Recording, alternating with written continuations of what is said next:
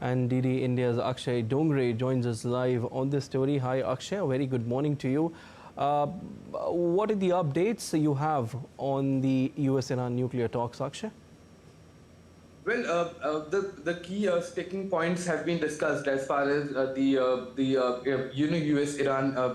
nuclear deal is concerned, and this significantly brings down the world is glad that it does the risk of a major conflict that has been brewing for quite some time now. So, from what we have seen in the last 2 weeks is that the US has sent more and more armaments, more fighter jets, more of their weaponry, their navy into that part of the world, especially their fifth generation fighters landing in Israel, landing in the US bases in the region.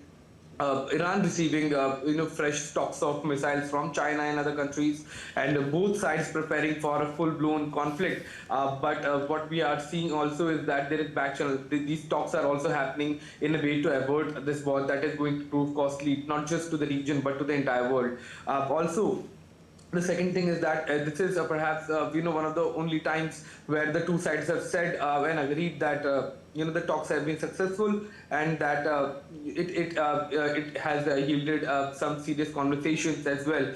So the Iranian side saying that clearly means that they are also facing the heat. They're facing the pressure as far as the U.S. buildup of their military in that region is concerned, and they're left with no other option but to either face war. That can be devastating for their economy, for their country, and can result into deaths of several Iranian people, or enter into an agreement as far as nuclear ambitions are concerned with the US. And there are talks happening. Both the sides have agreed that serious talks have happened, and they will return back to their capitals, discuss the points that have been discussed, the agreement that they have come across, and at least 2 rounds of more talks are going to happen in about a week, as far as the sides claim. The core issues remain, removing the sort of nuclear installations that have been there in Iran, giving up their enriched uranium to a third country, and other demands as far as dismantling the entire nuclear infrastructure is concerned. So the talks are going on, the hopes remain, and as far as the Iranian, military buildup is concerned, that consistently goes on to ensure that deterrence remain. But any kind of conflict, any kind of war is only going to result into more tragedy, and that perhaps is more understandable by a country like Iran that has seen similar kind of devastation in their neighborhood for so many decades now. So it seems that some sense has finally prevailed, and talks are happening finally in a serious manner, instead of just blame gaming and name calling each other. So we can expect that some more progress to be done, and this at least has done one thing, that it has pushed war by at least a week, pushed the possibility of a conflict by some more time, at least till the time that talks continue. The imminent possibility of a conflict that was brewing for some time at least has been averted for now. Yeah, definitely, and you're absolutely right. The talks have started. There is some hope from here. Abbas Araghchi has said, Akshay, that it was one of our most serious and longest rounds of negotiations with good progress. You've also mentioned that. What next can we expect from here? It seems like Iran is not compromising when it comes to the uranium enrichment when the talks are on the nuclear program. So what can we expect from here?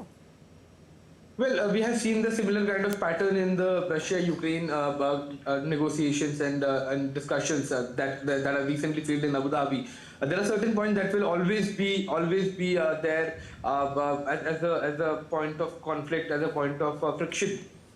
But for a country like Iran that has an understanding that US is now surrounding it with some of the most lethal weapons in the world, and if it wants, it can really inflict a massive damage on the Iranian territory. Even though if they can hit back the US bases, they're still not inflicting massive damage on the US soil. But on the return, US can in fact wipe out the leadership, damage the country and economy of Iran.